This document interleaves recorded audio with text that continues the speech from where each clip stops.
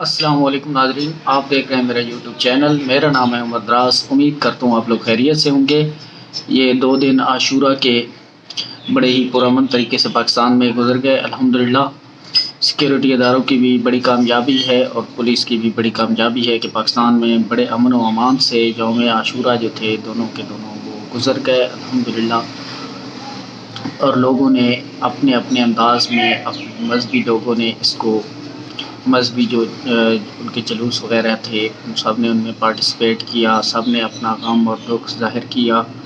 اور یہ اچھی بات ہے کہ آج سبھی لوگ حسین رضی اللہ عنہما، حسین علیہ السلام کے ساتھ کھڑے ہیں۔ ان کا نام ابھی بھی زندہ ہے اور یقین کے ساتھ کہہ سکتا ہوں کہ قیامت تک زندہ رہے گا۔ یقین نہیں بلکہ میرا ایمان ہے کہ حسین کا نام قیامت تک زندہ رہے گا، کیونکہ وہ حسین اور یزید کی لڑائی تھی۔ یزید بھی حافظ قرآن تھے، وہ بھی مسلمان تھے اور وہ یہ بھی جانتے تھے کہ حسین جو ہیں وہ رسول کے نواسہ ہیں۔ اور اس وقت یقیناً یہ کہنا غلط نہیں ہوگا کہ حسین رضی اللہ عنہ ایک ایسے آدمی برگزیدہ بندے تھے جو کہ کرۂ ارض پہ ان کے علاوہ کوئی اور برگزیدہ بندہ نہیں تھا، تو یہ کہنا بالکل غلط نہیں ہوگا۔ لیکن اقتدار کے نشے میں آ کر یزید نے ملک کی اور ریاست کی ساری جو جائیداد، سیکیورٹی وغیرہ ان کے خلاف استعمال کر کے، پروپیگنڈا کر کے ان کو ہرانے کی کوشش کی گئی۔ ان کے اوپر غیظ و غضب کیا گیا، پانی تک بند کیا گیا، معصوموں کے ساتھ ظلم کیا گیا۔ کربلا کی تپتی ہوئی ریت پر معصوموں کو چھوڑا گیا، بے یار و مددگار، بے یار و سہارا ان کو چھوڑا گیا اور کوفہ کے لوگوں کو ڈرا دھمکا کر بند کر دیا گیا، ان کو باہر نہیں نکلنے دیا گیا۔ اور کوفہ کے لوگوں نے بھی حضرت حسین علیہ السلام کا ساتھ تک نہیں دیا۔ اگر آپ اسی صورتحال کو دیکھیں، لیکن وہ حسین ہی تھے جو ڈٹ گئے تھے سچ کے اوپر، حق کے اوپر ڈٹ گئے تھے، اپنا سر تک کٹوا دیا لیکن اپنا سر جھکایا نہیں، اپنی پوری فیملی کو قربان کر دیا، اپنے پورے جو اہل و عیال تھے سب کو قربان کر دیا، قربان جاؤں ان کے اوپر۔ اور پھر بھی اسلام کا جو جھنڈا ہے اس کو گرنے نہیں دیا، جو حق ہے اس کا جو ہے دامن تھامے رکھا اور حق کو نیچے کبھی آنے نہیں دیا، حق کا ساتھ دیا۔ اور یہی وجہ ہے کہ ان کا نام آج بھی زندہ ہے اور قیامت تک زندہ رہے گا۔ اور وہ دنیا کے جو ان کی قربانی تھی وہ دنیا ان کو مانتی ہے، چاہے وہ کسی بھی مذہب سے تعلق رکھتی ہوں، دنیا ان کی قربانی کو بالکل مانتی ہے اور بڑے عقیدت سے ان کا احترام بھی کرتی ہے۔ تو اسی صورتحال کو آپ دیکھ لیں، پاکستان میں، ہمارے ملک میں آج 1400 برس تقریباً بیت چکے ہیں، لیکن آج بھی وہی یزیدیت کا کھیل جاری ہے۔ ہمارے اس پیارے ملک کے اندر جو کہ اسلام کے نام پہ بنا تھا، اس ملک میں بھی یزیدیت کا دورہ ہے۔ ہر بندہ جو ہے وہ یزید بنا بیٹھا ہے۔ میڈیا کے اوپر پابندیاں لگائی جا چکی ہیں، میڈیا جو ہے وہ حق اور سچ کا ساتھ دینے سے قاصر ہے، چاہے ان کے اوپر جیسے بھی وہ پابندیاں لگ چکی ہیں۔ عوام جو ہے وہ اہل کوفہ کی طرح اپنے گھروں میں بند ہیں، وہ ڈرے ہوئے ہیں، دھمکے ہوئے باہر نہیں نکلتے، کیونکہ ہر بندے کو پتہ ہے اگر کوئی حق کی آواز کے ساتھ آواز ملائے گا تو اس کی آواز کو نہ صرف بند کر دیا جائے گا بلکہ اس کو طرح طرح کی تکلیفیں بھی اٹھانا پڑیں گی۔ تو یہی وجہ ہے کہ پاکستان کے عوام بھی دباؤ کے اندر رہیں۔ پتہ نہیں اب وہ یزیدیت کا کردار عوام کے سامنے بالکل سامنے کھل کے نظر تو آ رہا ہے، لیکن عوام کو نظر کیوں نہیں آ رہا؟ کوفہ کے عوام کی طرح عوام جو پاکستان کے عوام ہے وہ بھی بالکل اسی طرح سہمے اور ڈرے ہوئے ہیں، اور بجائے کہ حق کا ساتھ دیں اور حق کے ساتھ کھڑے ہو جائیں، وہ اپنے گھروں میں ہی بیٹھے ہیں مجبوری کے طور پر۔ اور پاکستان کا میڈیا اور پاکستان کی جو گورنمنٹ کی جو مشینری ہے وہ بھی حق کے خلاف جو ہے وہ لڑ رہی ہے اور حق کو جو ہے وہ دیوار کے ساتھ لگانے کی کوشش کی جا رہی ہے۔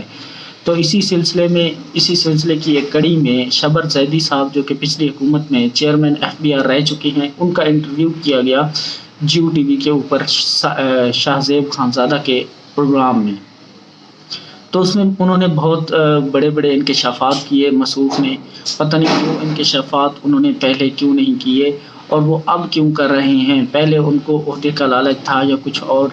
کیونکہ تب تو وہ کچھ نہیں بولے اور ایک بھولی سی چڑیا بن کر تحریک انصاف کی اور عمران خان کی تعریفیں کر رہے تھے، لیکن آج ان کو ایسے کیوں یاد آیا کہ وہ ملک کی خاطر یہ اتنے بڑے بڑے انکشافات کر رہے ہیں اور ان کو ایکٹنگ کرنی پڑی جا رہی ہے کہ وہ ایک پروگرام میں بیٹھ کر اتنی بڑی بڑی ایکٹنگ کرتے ہیں اور بتاتے ہیں کہ ہمارا ملک جو ہے وہ 2019 یا 20 میں ہی ڈیفالٹ ہو گیا تھا، لیکن خان صاحب نے اس کو ڈکلیئر نہیں کیا۔ تو میں پوچھنا چاہوں گا شبر زیدی صاحب سے اور ان شتونگڑوں سے جو بج رہے ہیں سوشل میڈیا کے اوپر، کیا اگر اس وقت پاکستان ڈیفالٹ کر چکا تھا تو باہر کی جو ایجنسیاں، ٹھیک ہے میں مان لیتا ہوں پاکستان کی جو رپورٹنگ ایجنسیاں ہیں یا سرکاری جو ادارے ہیں جو یہ اعداد و شمار جاری کرتے ہیں گروتھ کے، میں مان لیتا ہوں انہوں نے خورد برد کی ہوگی، لیکن کیا میں باہر کی ایجنسیوں کو بھی مان لوں کہ انہوں نے بھی خورد برد کی تھی؟ میں مان لوں کیا کورونا کی وبا آپ کے ملک میں تھی، لیکن اس کے باوجود باہر کی ایجنسیاں جو معیشت کو مانیٹر کرتی ہیں وہ یہ بتا رہی تھیں کہ پاکستان جو ہے وہ 6% سے گروتھ کر رہا تھا اس وقت، لیکن آپ لوگوں کی عقل کے اوپر پردہ پڑ چکا ہے۔ آپ ایک قدم آگے اٹھاتے ہو کسی کو نیچا دکھانے کے لیے، لیکن آپ 10 قدم جا کے پیچھے گرتے ہو۔ یہی وجہ ہے کہ آپ لوگ جو ہے وہ جھوٹ بولتے ہو، ایک جھوٹ کو چھپانے کے لیے اس کے اوپر 10 جھوٹ بولنے پڑتے ہیں، 10 جھوٹ کو چھپانے کے لیے آپ 1000 جھوٹ بولتے ہو، اور اسی طرح آپ جھوٹ پہ جھوٹ بولے جا رہے ہو، لیکن حقیقت جو ہے وہ بیان کرنا آپ کے بس کی بات نہیں ہے۔ آپ کو پتہ ہے عوام آپ کے ساتھ نہیں ہے اور الیکشن میں آپ کی درگت بننے والی ہے، تبھی آپ کی یہی حالت ہوئی ہے کہ آپ کو پتہ ہی نہیں ہے کرنا کیا ہے آگے، آپ اتنے کنفیوزڈ ہیں اور اسی کو لے کے آگے نگران حکومت، نگران سیٹ اپ بنایا جا رہا ہے۔ نواز شریف اور شہباز شریف بتایا یہ جا رہا ہے کہ کمپنی نے جو ہے وہ نواز شریف کو تھوڑا سائڈ لائن کرنے کی کوشش کی ہے اور یہ کہا ہے کہ نواز شریف جو ہے وہ ادھر لندن میں ہی رہیں، پاکستان میں آنے کی زحمت نہ کریں، اور وہ اگلے وزیر اعظم کے لیے امیدوار بھی نہیں ہوں گے۔ اگلے وزیر اعظم کے لیے مبینہ طور پر یہ بتایا جا رہا ہے کہ کمپنی جو ہے وہ کہہ رہی ہے کہ شہباز شریف ہی ایک مضبوط نمائندہ ہے، اور کمپنی کو شہباز شریف صاحب پسند آ گئے ہیں کیونکہ یہ بوٹ اچھی طرح پالش کر لیتے ہیں۔ تو اس یہی وجہ ہے کہ اب حافظ صاحب کو بھی خون لگ چکا ہے، ان کے منہ کو بھی اب اقتدار کا خون لگ چکا ہے، تو ان کو بھی یہی بندہ پسند آ رہا ہے، اور وہ کہتے ہیں کہ اس بندے سے جو ہے وہ قابل بندہ ہے ہی کوئی نہیں پاکستان میں، اسی کو آگے نیکسٹ وزیر اعظم بنانا ہے۔ لیکن میں پوچھنا چاہتا ہوں کیا حافظ صاحب یا جو بھی ہیں پاکستان کے مقتدر حلقے، آپ لوگوں میں اتنی طاقت ہے کہ آپ عوام سے ان کا حق چھین کے آپ اپنی مرضی کا وزیر اعظم لے کے آ سکیں گے؟ ایسا بالکل نہیں ہو سکتا، کیونکہ عوام اب جان چکی ہے کہ حق پہ کون ہے، سچ پہ کون ہے اور جھوٹ پہ کون ہے۔ آپ کے پیچھے کوئی نہیں آئے گا، آپ کتنی ہی بڑی دھاندلی کر لیں، آپ کتنی دھاندلی کر سکتے ہیں بڑی پاکستان میں۔ یہ پاکستان آپ کے باپ کا نہیں ہے، یہ پاکستان میرا بھی ہے، یہ پاکستان اس غریب کا بھی ہے جو جھونپڑی میں رہتا ہے۔ اصل میں حقدار تو وہ ہیں پاکستانی عوام کہلوانے کے۔ آپ لوگ کیا ہیں، آپ اے سی والی گاڑیوں میں بیٹھتے ہیں، اے سی والے کمروں میں بیٹھتے ہیں، آپ 1 منٹ 1 سیکنڈ دھوپ میں آ کے بتائیں دیں میں آپ کو مان جاؤں گا۔ آپ سارا دن 24 گھنٹے 24/7 آپ اے سی رومز میں رہتے ہیں، آپ کو کوئی پریشانی نہیں ہے، تنگی نہیں، تکلیف نہیں ہے، آپ کے فیملیز جو ہیں بڑے خوشحال ہیں، سارا کچھ آپ نے یہ معیشت پاکستان کی تباہ کر دی جناب۔ ادھر سے سمگلنگ کرواتے ہیں، ایران سے سارا کچھ نکلوا کے ملک میں آپ نے اپنے کاروبار چمکوائے ہوئے ہیں، اور غریب کی جو حالت ہے وہ دیکھی نہیں جاتی۔ غریب جو ہے وہ غریب سے غریب تر ہوتا جا رہا ہے، اور وہی غریب اس ملک کا، وہی غریب جو ایک وقت کی روٹی کو ترستا ہے، وہی ہے محب وطن پاکستانی، کیونکہ اس غریب کو اس ملک نے کیا دیا سوائے مہنگائی، بے روزگاری اور غربت کے؟ اس ملک نے اس کو کیا دیا؟ لیکن پھر بھی وہ کھڑا ہے ڈٹ کے پاکستان کے ساتھ، جب بھی پاکستان کی بات آتی ہے تو وہ پیچھے نہیں ہٹتا، اور اس بار بھی ایسا ہی ہونے والا ہے۔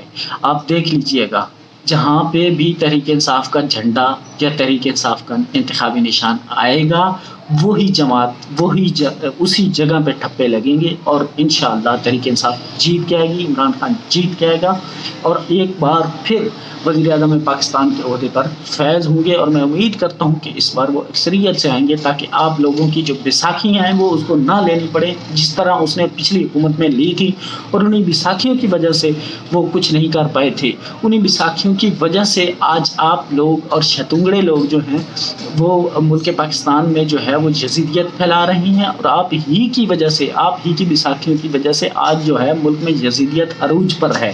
اگر وہ بیساکھیوں کے ساتھ نہ آتا تو آپ کی یہ حالت نہ ہوتی. آپ کا جو ادارہ ہے وہ ٹاپ پہ ہوتا. آپ کے ادارے کا جو کام ہے وہی کام آپ کو کرنا چاہیے، نہ کہ آپ جو ہے سیاست میں انٹرفیئر کریں یا کسی اور کام میں. زراعت میں آپ انٹرفیئر کر رہے ہیں اور کتنے دنیا کے کام ہیں، سب میں آپ نے انٹرفیئر کیا ہوا ہے. جو فوج کا جو ریئل کام ہوتا ہے نا وہی کرنا چاہیے. جو بھی کسی بھی ادارے کا جو ایک کام ہوتا ہے، مقصد ہوتا ہے جس کے لیے وہ بنتا ہے، اس کو وہی کرنا ہو تو وہ اچھا رہتا ہے. اگر ادروائز آپ ایک کشتی سے دوسری کشتی میں یا دونوں کشتیوں میں آپ جائیں گے تو آپ کے لیے مسئلہ بن جائے گا، پرابلم بن جائے گی. لہٰذا آپ ایک ہی کشتی پہ سوار رہیں، آپ کے لیے بھی اچھا ہے، اداروں کے لیے بھی اچھا ہے اور ملک کے لیے بھی اچھا ہے. تو دیکھنا تو یہ باقی ہے کہ اب نگران سیٹ اپ جو آئے گا اس میں کیا تبدیلیاں ہوں گی. شتونگڑے یہ کہہ رہے ہیں کہ جو ایک سیاسی ہوگا وہی نگران وزیر اعظم ہوگا اور اس کے لیے بل بھی پیش کر دیے گئے ہیں. بل تو ایسے اسمبلی میں پیش کیے جا رہے ہیں جیسا کہ ان کے باپ کی اسمبلی ہے. روزانہ بل پیش ہوتے رہے ہیں جناب، روزانہ روز کی بنیاد پر 3-4 بل پیش ہو رہے ہیں اور منظور ہو رہے ہیں جناب. اور بل پیش کیا جا رہا ہے کہ نگران وزیر اعظم جو ہوگا اس کو جناب بہت سے اختیارات ہوں گے، وہ کچھ بھی کر سکے گا. تو ان کا خیال یہ ہے کہ نگران وزیر اعظم ساکھدار آئے گا یا ان کی پارٹی سے کوئی آئے گا تو وہ الیکشن کو طول دے گا اور الیکشن ان کی مرضی کے مطابق ہوں گے. یہ چاہیں گے تو 10 سال بعد الیکشن کروا لیں، یہ چاہیں تو سال بعد یہ چاہیں تو 6 مہینوں بعد کروا لیں. یہ ان کا اپنا ایک سیٹ اپ ہوگا، لیکن ایسا بالکل عوام نہیں ہونے دیں گے. پاکستان میں عدالتی نظام موجود ہے اور پاکستانی عوام کا جو ابھی تک اعتماد ہے وہ عدالتوں پر بنا ہوا ہے اور عدالتیں ہی وہ واحد اور آخری راستہ ہیں. اور امید ہے پاکستانی عوام کے لیے کہ وہ پاکستانی عوام کو ان کا حق دلائیں گی. اسی بات کے ساتھ آج کی ویڈیو کو کرتے ہیں اینڈ. امید کرتا ہوں آپ لوگوں کو میری باتیں سمجھ آئی ہوں گی. اگر ویڈیو اچھی لگے تو لائک ضرور کیجیے گا. ملتے ہیں اب آنے والی ویڈیو میں.